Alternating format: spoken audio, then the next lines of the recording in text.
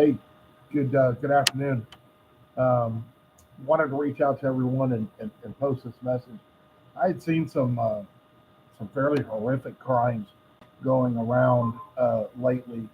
There was a guy up in Houston recently that appears to be a serial rapist after a year of raping at least six women, two men, carjacking some people, so on and so forth. But there was one really that really kind of got my attention, especially the crisscross of the mental health issues. Um, this one was really bad. Nakira Griner was about 20, 25, 26 years old, living in New Jersey, and reported in early 2019 that her son, a little child, 23 months old child, was missing because she had been attacked and somebody had abducted the baby.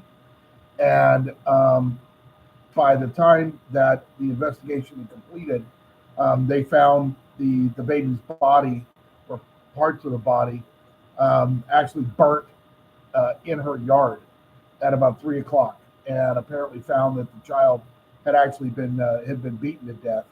Um, Essentially, they found that the skull had been broken in 74 pieces. The body was burnt in an oven and basically incinerated.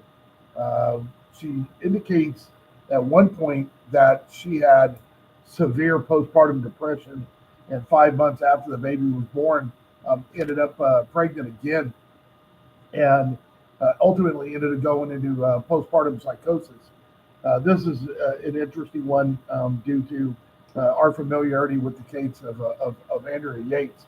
But they believe that postpartum depression at the point that it becomes psychosis, severe mood swings, anxiety, anger, has a difficulty bonding with the baby, excessive crying. It is a rare condition, but it can also include hallucinations, paranoia, disorientation, and then obviously uh, uh, danger to the child. And apparently, this lady had the services of some people that were helping to treat her and try to keep care and make sure the baby didn't get hurt. But in the end, just absolutely horrific.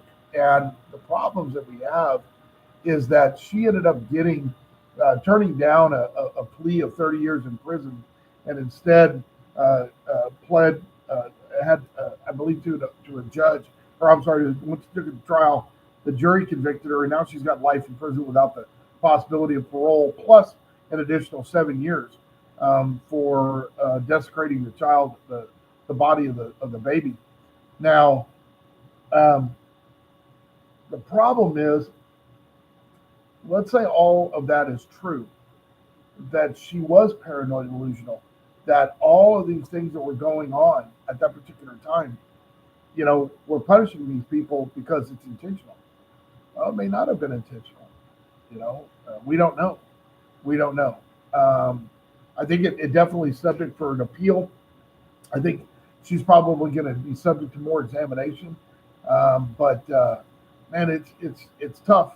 It's tough in a court to try to make somebody feel sorry for a lady that ultimately uh, you know destroys the body of a child like that.